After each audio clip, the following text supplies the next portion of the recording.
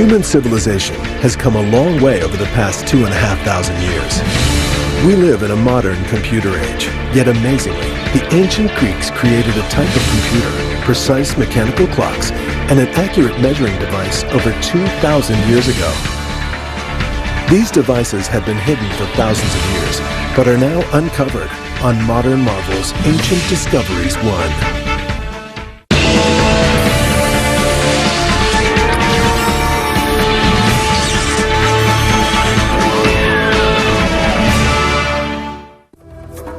In Ancient Discoveries, we will travel back in time to discover the amazing ancient roots of technologies we like to think of as modern.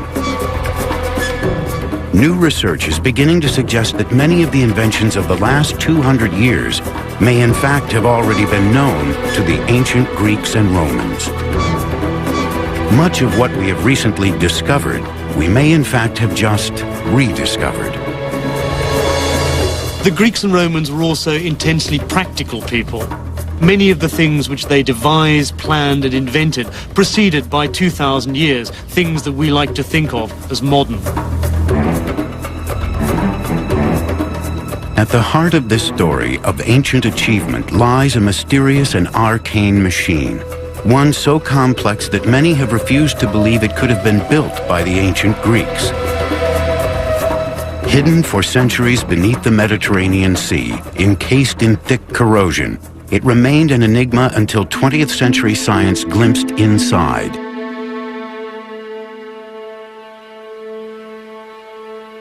What they saw inside astonished them. A mass of gears and cogs, a machine. But what was it for? And who had created it?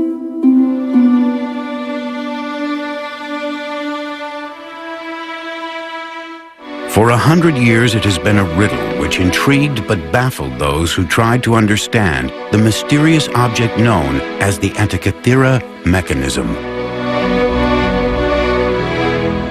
But now, finally, its story can be told.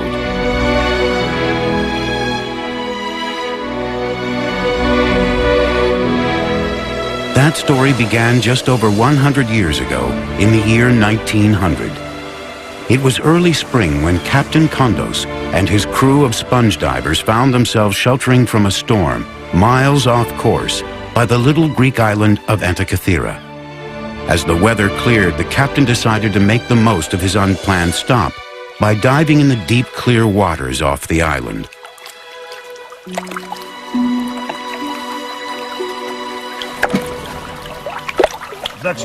The water was deep, some 200 feet. But then deep water was where the best sponges were found. But so far down, there always is the danger a diver might return to the surface with the notorious bends. Once in the water, the diver started his first descent. But what awaited him on the bottom were not sponges. As he looked around, he saw what appeared to be dead bodies scattered in all directions.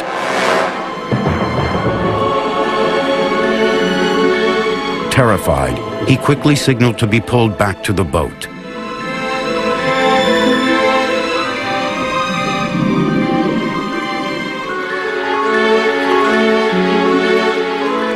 Some thought the diver was mad. Perhaps he had the bends. But the truth was far, far stranger than that. 2,000 years ago, another ship had sailed these waters on its way from Rhodes to deliver a precious cargo to a wealthy Roman citizen.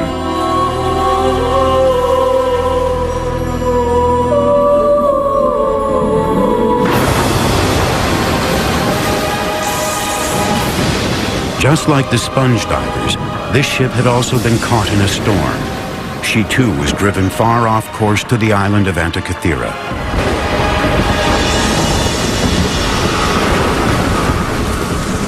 But this ship was not destined to survive. Here she sunk, and here she still lay.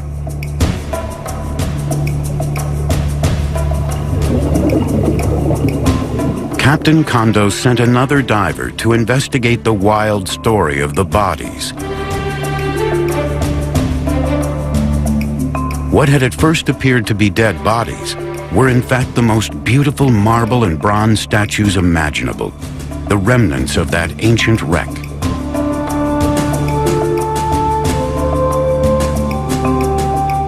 Along with the statues, other treasures such as decorated Greek vases and jewelry were winched to the surface.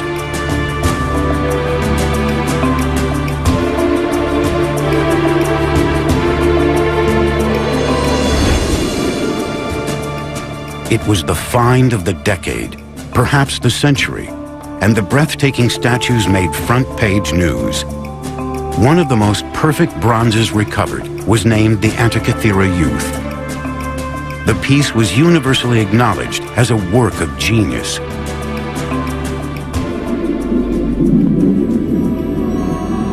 But the greatest work of genius from the wreck still lay unrecognized.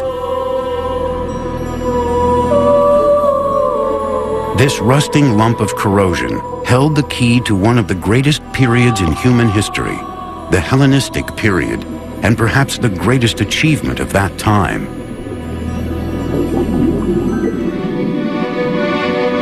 Two and a half thousand years ago, the Mediterranean was a place where science, philosophy, and art flourished. The Greeks, known as Hellenes, were living in what many regard as a golden age. They had invented democracy, opened up the fields of mathematics and science, and introduced the world to philosophy. They were inquisitive and inventive, no different in many ways from us today.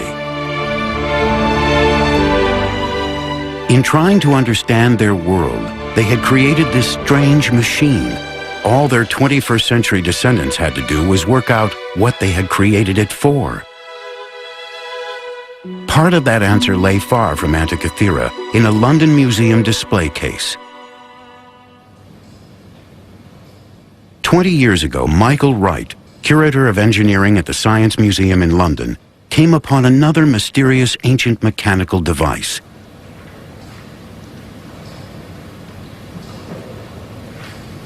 Although much less complex, there were similarities with the Antikythera mechanism. We call this the Byzantine sundial calendar. We think it dates from about 500 AD. It was a mechanical calendar which shows the passing of days indicated by the age of the moon within the month. The gear wheels looked surprisingly modern. Complicated mathematics and a detailed knowledge of astronomy would have been necessary to create such an object. Michael Wright decided to build a model of the device to explore how it would have worked. The model shows the position of the sun and moon within the zodiac at any given date, as well as the age of the moon. This instrument is much more simple than the Antikythera mechanism, but what's exciting about it is to have found another instrument, very obviously in the Hellenistic tradition because of the Greek lettering, and also having gear wheels. So now we have not just one mechanism that tells us the Greeks had gears, we have two. We've doubled the evidence. Although similar, it is estimated that the sundial calendar only had 8 gear wheels, where the Antikythera device had at least 29 and perhaps up to 70, allowing for much more complicated calculations. Could the Antikythera mechanism also be a mechanical calendar, one many times more complicated than the Byzantine machine, yet over 600 years older? Who in the ancient world had the ability to design such a complex device? The question has baffled experts since its discovery, but there is one legendary figure who could have been its creator. The remains of the Antikythera mechanism are on display at the National Archaeological Museum in Athens, Greece, but its original shape or dimensions still cannot be determined. Modern marvels will continue in a moment.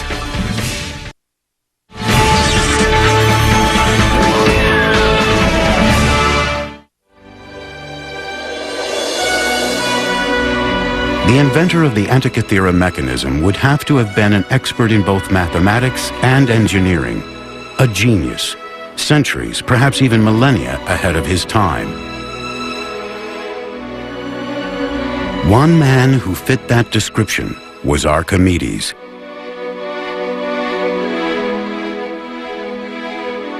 Archimedes lived during the Hellenistic period in the Greek city-state of Syracuse, on what is today Sicily, off the coast of Italy.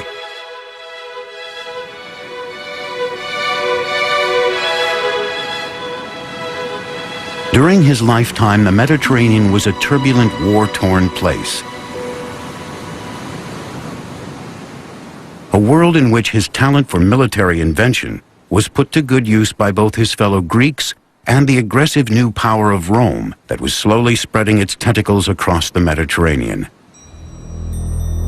Today, he is perhaps best remembered for the revolutionary invention known as the Archimedean screw, used to move water or seeds uphill.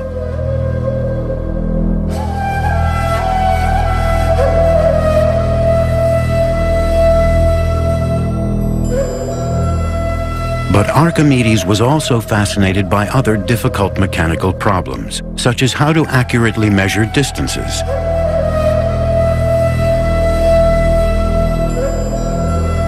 The greatest challenge of all, however, was to solve the puzzle of what caused the rising and setting of the sun, the changing seasons, and the strange movements of the moon and planets. What, in short, were the mechanics of time?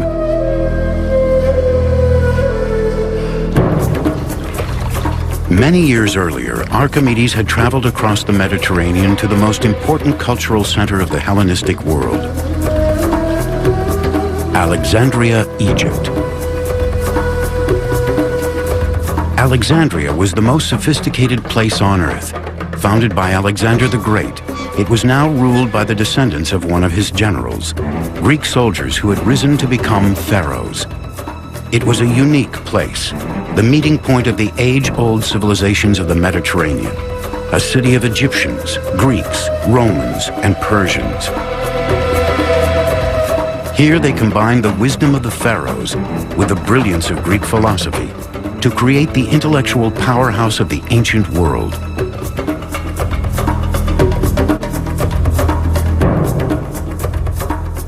And it was here that the young Archimedes would be inspired by the work of a mechanical genius called Ctesibius.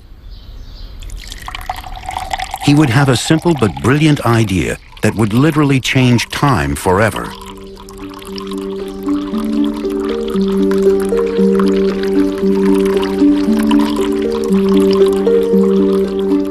Ctesibius was fortunate to be born in Alexandria, the place where all the knowledge of the ancient classical world was held in one vast library. A place where the great thinkers of antiquity studied, and where shelf upon shelf held the thousands of scrolls recording their work. The library was such a famous institution that people came here from all over the world to learn and invent.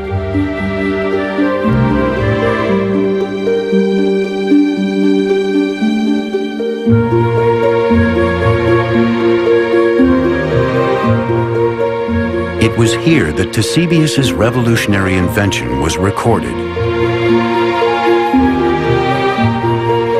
and where the young Archimedes may first have read of his work.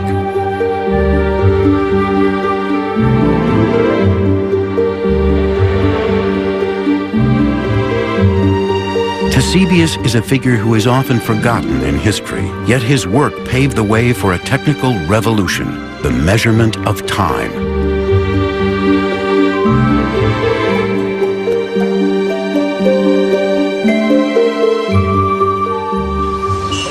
Yet Ctesibius came from humble beginnings. He was the son of a simple barber. As a young man, he had worked in his father's barber shop in Alexandria, inventing simple gadgets such as adjustable mirrors.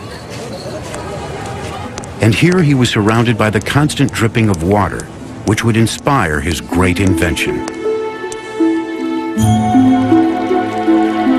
Ctesibius knew that for thousands of years, the Egyptian had used ordinary water timers to mark the hours of the day. The famous Karnak water clock is one example.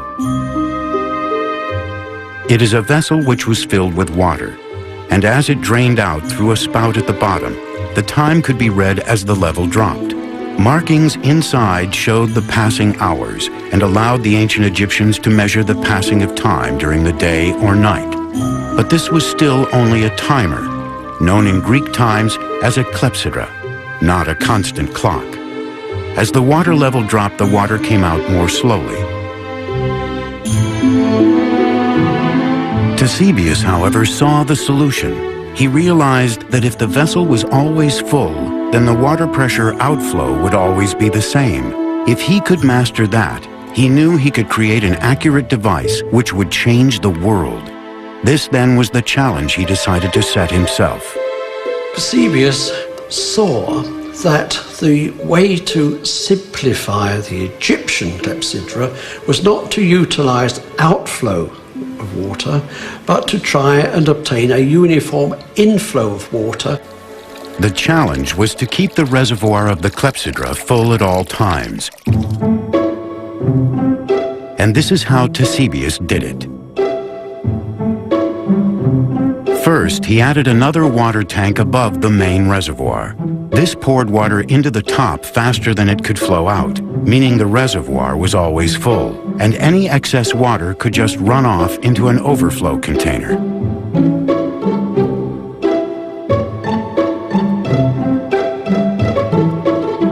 The water would always come out of the reservoir at the same speed. Now Eusebius just had to measure it. To do this, he decided to put another water tank under the constant outflow. In this container, he placed a float with a pointer on top and a scale next to it. When the level of the water rose, the pointer rose at a constant speed. It was a stroke of genius. Eusebius had created the world's first mechanical clock, thanks to the dripping water in a barber's shop.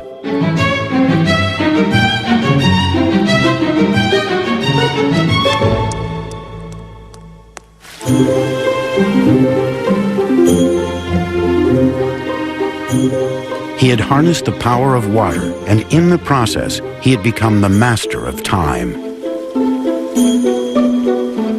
But measuring hours and minutes was only the start. What else could this unique water clock do?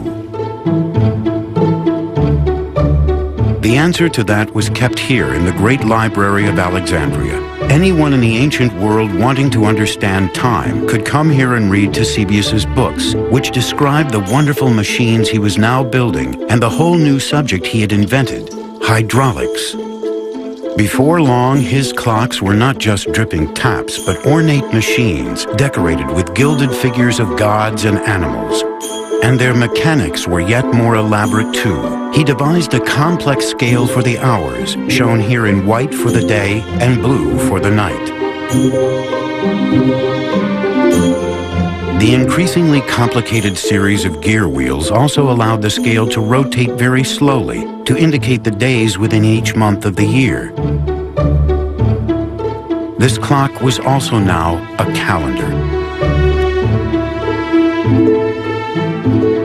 An automatic day and night, month and year cuckoo clock.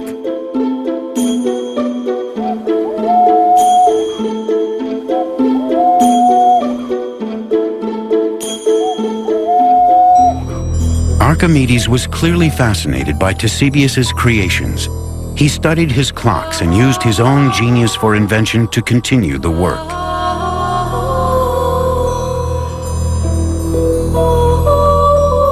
In an Arabic translation of Archimedes' work, dating back over 1,000 years, we can see a tantalizing glimpse of his additions to Eusebius's water clock.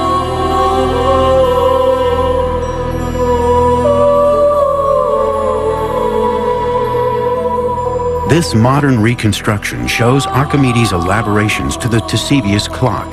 He added a bird who dropped a small stone onto a bell, making a clock chime on the hour. The woman is a gorgon with snakes for hair. When the bell chimes, you look up to see her eyes change color, indicating the time.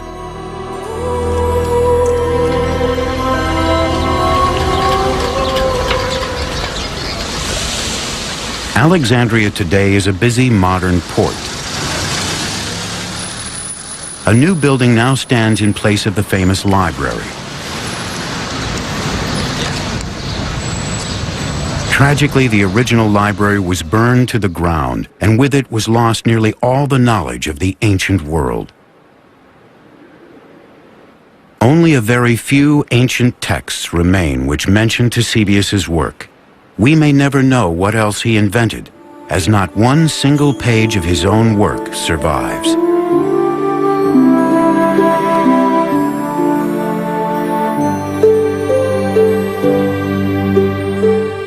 So much information has been lost that Ctesibius has been largely forgotten.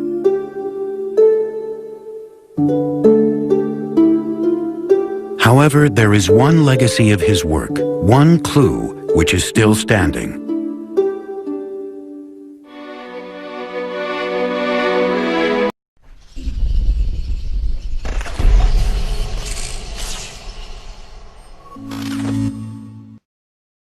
Could this small Greek tower hold the key to an ancient secret?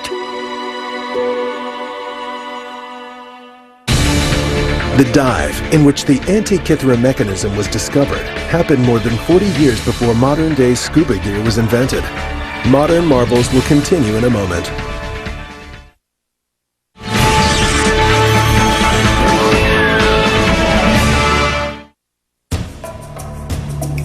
This unassuming tower, tucked away in a corner of Athens, is one of the best preserved buildings from antiquity. Its survival, almost untouched, is a miracle, and one due to the fact that for centuries it was believed to be the tomb of the philosophers Socrates and Plato. But this isn't a tomb. Carved on its 8 faces are a clue to its real use. On each side, a worn sculpture of each of the 8 winds can still be seen, along with a sundial.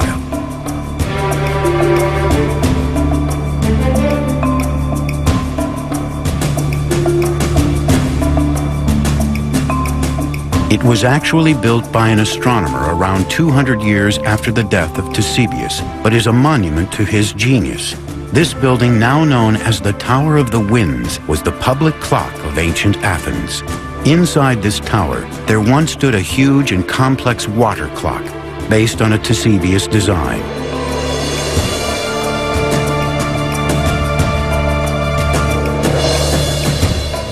This clock was fed by a constant stream of water which ran from a spring on the Acropolis, from which the whole population of Athens could tell the time. But this was more than just a clock or even a calendar. Some believe this strange building housed a device that even charted the movements of the sun and moon in relation to the constellations of the zodiac. We know the Greeks were measuring hours, days, and months during the time of Ctesibius. Could it be that they had also started to look above and measure the heavens? One man believed the answer may lie in the cogs and wheels of the Antikythera Mechanism.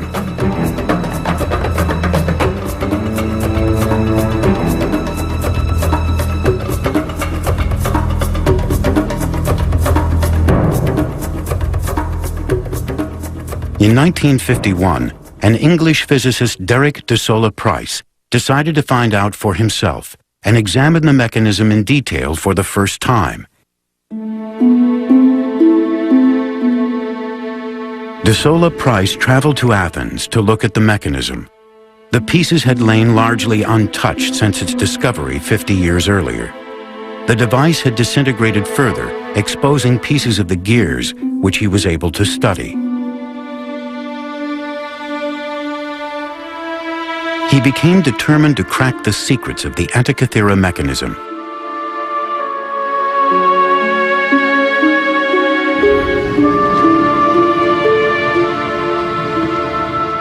De Sola Price spent much of his time at the National Museum of Greece in Athens, probing the secrets of this ancient enigma.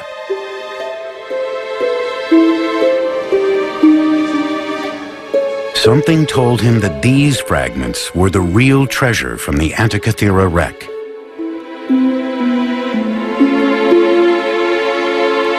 Using new developments in X-ray technology, He could now see what its discoverers 50 years before could not. Looking through the corrosion, he was amazed. A machine so complex, it could almost be modern. He had to know what it was for. His meticulous studies of the cogs, gear ratios, and inscriptions gave him clues to the possible purpose of the mechanism.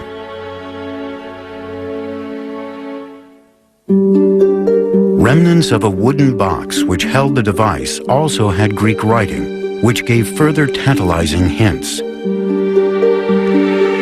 Using this information, de Sola Price developed a theory and put together a model of how he believed the Antikythera mechanism could have worked.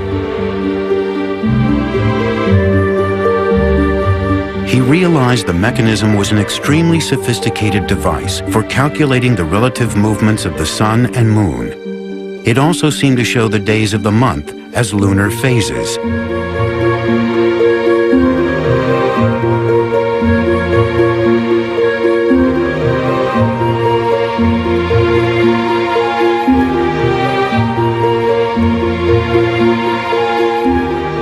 De Sola Price had established its mechanical complexity and knew that the knowledge required to create such a machine was immense.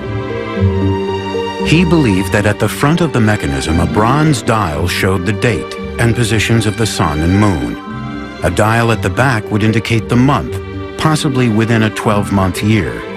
Another dial at the back seemed to show either a cycle of 47 months or 4 years. De Sola Price called the mechanism a calendar computer.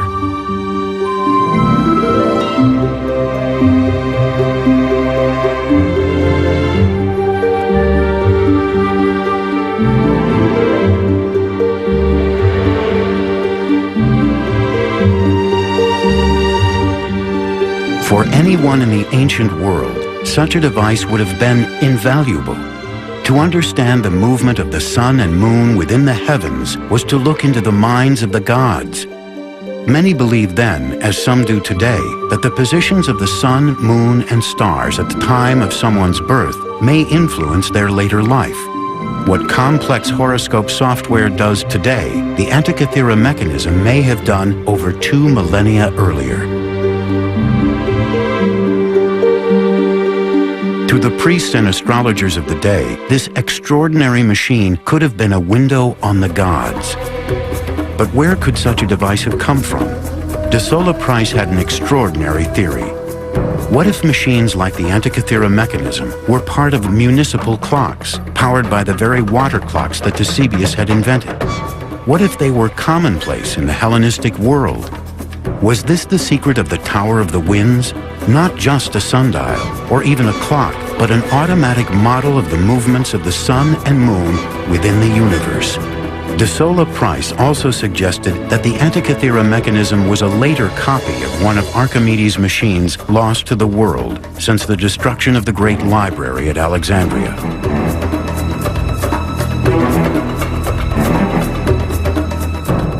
This was an intriguing theory, which could lead others to try to reveal the truth about the Antikythera mechanism.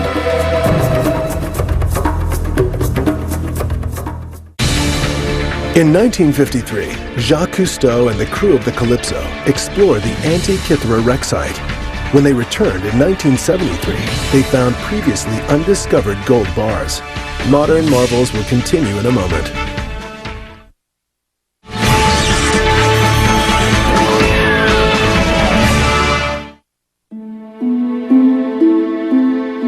The Antikythera mechanism mystery continued. One man was to read de Sola Price's work and was to spend the next 30 years pondering his theory.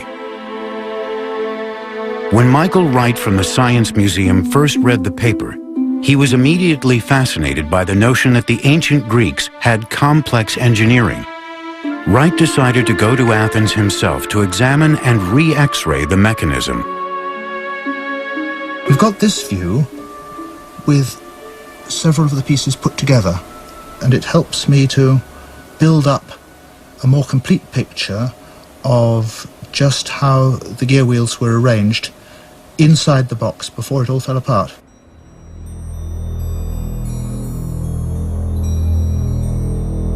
Although intrigued by de Sola-Price's theory of the Antikythera mechanism, Wright believed there was more to the device than de Sola-Price had realized. I went back and read Gears from the Greeks again and started to find problems with Price's account. That's when I resolved I really had to look at the thing for myself. But for Michael Wright to understand this strange device, he knew he needed to do more than just look at it. He needed to try to build one for himself. After de Sola-Price's publication, many academics simply refused to admit that the mechanism could be so old. The complex gearing seemed too modern. How could ancient peoples have calculated and precisely cut the fine teeth on each wheel, they asked. Surely this was either a fake or a later machine that just happened to be lost on the site of the ancient wreck. So Wright set to work, determined to prove them wrong.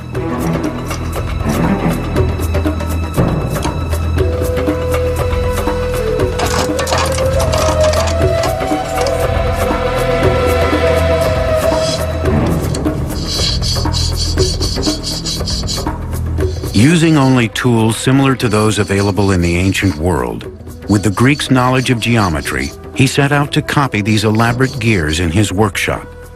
Measuring and cutting gears with only a pair of compasses, a metal file, and a good eye for detail was not going to be easy. But it was possible.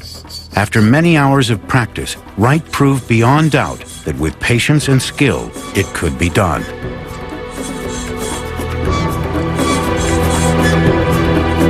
You can't deny the evidence that the Antikythera mechanism exists. When you look at it closely, it's very accomplished work, both in design and in execution. Why shouldn't the ancient Greeks have done it? We know from translations of his work that Archimedes was familiar with these types of cogs, and now it was the study of these gears that was to help solve yet another mystery, involving one of his other mechanical marvels, the mystery of the odometer.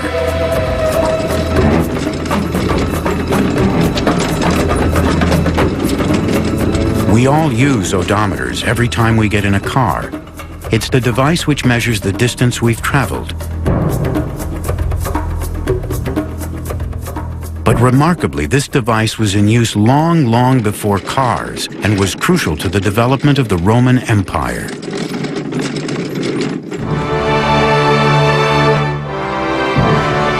The odometer was said to have been invented by Archimedes while he was working for the Roman army. It had been decreed that every road should be marked each mile with a milestone, but Roman roads stretched hundreds of miles, so how could they be accurately measured?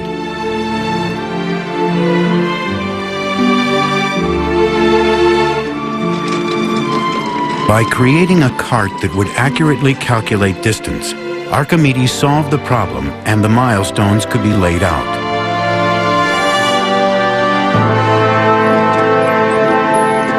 This accurate measurement of distance would prove crucial in planning troop movements, and that gave Rome the edge on her enemies.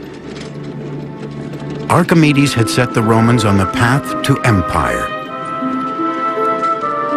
and started a train of events that would ironically lead to his own death. Today, the most famous of Roman roads, the Appian Way, is still marked in places by the milestones that Archimedes' machine laid out.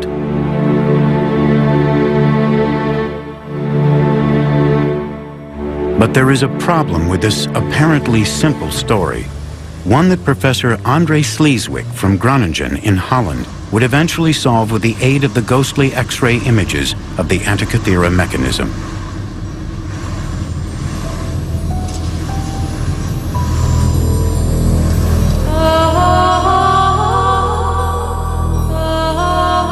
As no originals survive, the only clues to how the odometer worked are a few faded drawings in a Renaissance book based on a description of an odometer by a Roman author called Vitruvius. The drawings look fine on paper. The problem is when you try to build them, they don't work.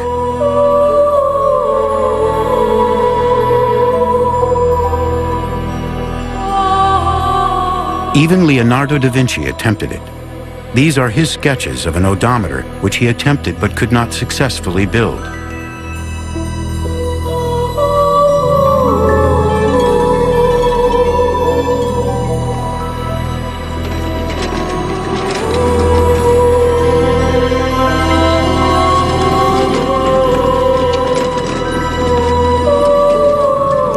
Professor Sleeswick started to make simple models to see if he could crack the odometer puzzle.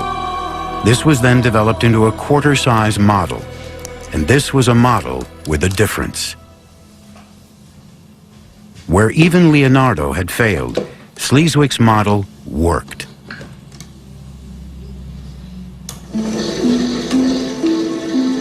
The mechanics are simple. As the wheels turn when the vehicle travels, a gear with a single tooth pushes around a huge gear with 400 teeth. Every time the large wheel turns once, a small stone would be automatically dropped into a box below the device. This allowed miles to be marked.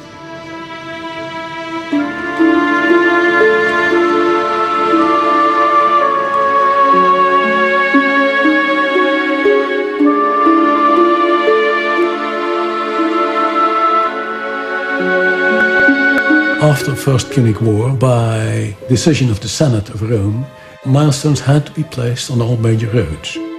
And that also gives us an idea who the inventor might have been, and in this case, Archimedes. So what was Sleeswick's secret? The answer was in the shape of the teeth on the gears. While Da Vinci and others had assumed they were square, Sleeswick had actually seen the pointed teeth on X-rays of the Antikythera Mechanism.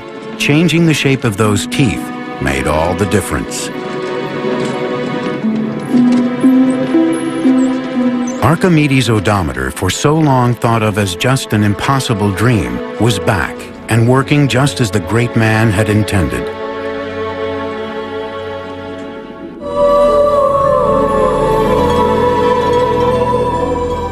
All thanks to that most mysterious of ancient objects, the Antikythera Mechanism. A device whose true secrets were yet to come to light. In May 1983, an Italian stamp was issued to honor Archimedes. However, the image printed was actually that of Archidamos III, a king of Sparta from 3rd century BC. Modern marvels will continue in a moment.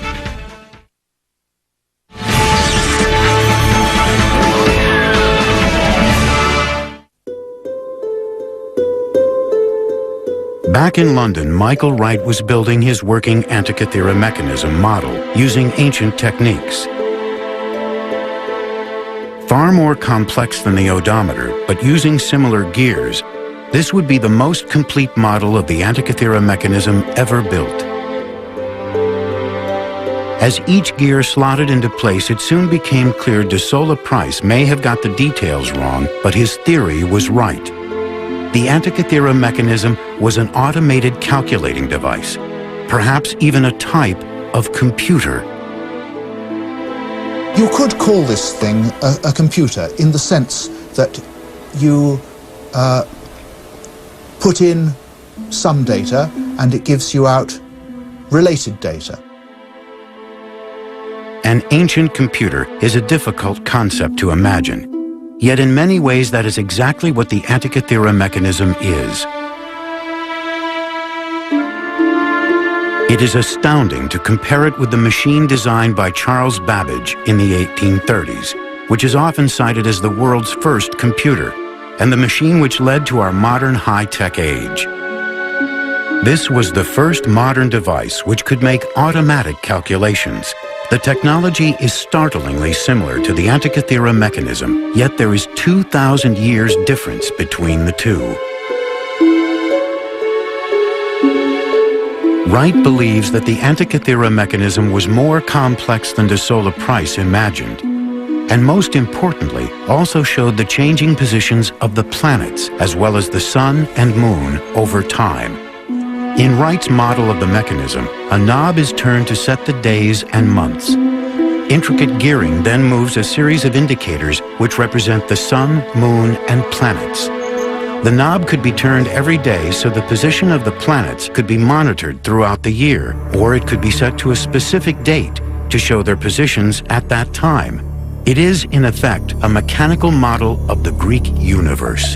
Today, astrologers need a complex computer program to carry out exactly the function of the Antikythera mechanism.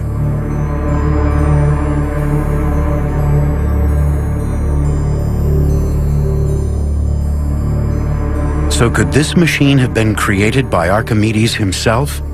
We know from ancient texts that he built planetaria, but could he have designed this one? It's difficult to make a direct connection between the Antikythera mechanism and Archimedes. What we can say with certainty was the revolution that Archimedes pioneered in mathematics and geometry was necessary for those who then invented the Antikythera mechanism. Without Archimedes and his advances, it's difficult to think that the Antikythera mechanism could have been invented at all.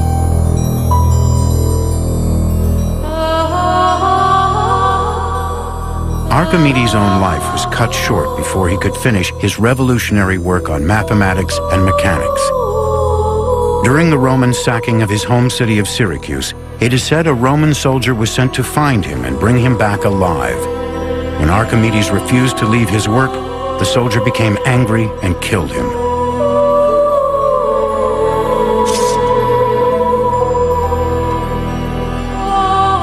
It was an ironic end for a man who had done so much to make Rome such a formidable fighting force.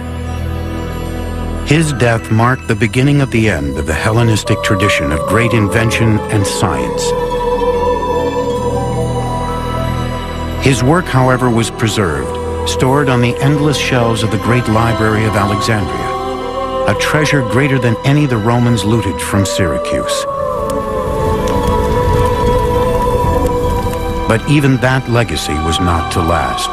The library itself fell victim to war and destruction, being burned to the ground several times over the following 800 years. Eventually, most of the collection, including much of Archimedes' work, was lost or destroyed in the fires. If only the library had survived, we may have inherited the insights of such great thinkers. Without them, we have been forced to reinvent much that we are only now realizing was already known over 2,000 years ago.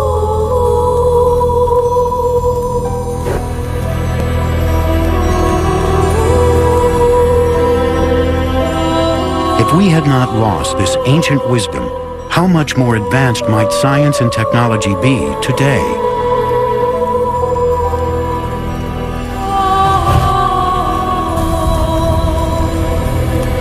And what else may still lie hidden or lost from that time?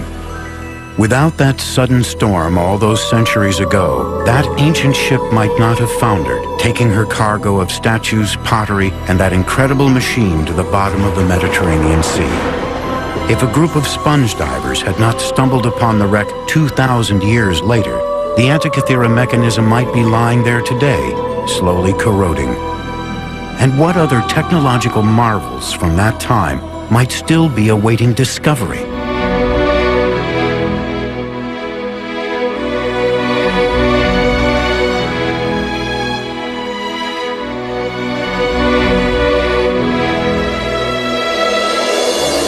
I think that these mentions we have in the literature and this one instrument are just the tips of icebergs showing that there was a great deal more to this tradition that we haven't heard about. 2,000 years ago, there was a world more advanced than we had dared to believe, and more secrets from that time may still lie waiting to be discovered. Ancient discoveries we are only just beginning to understand.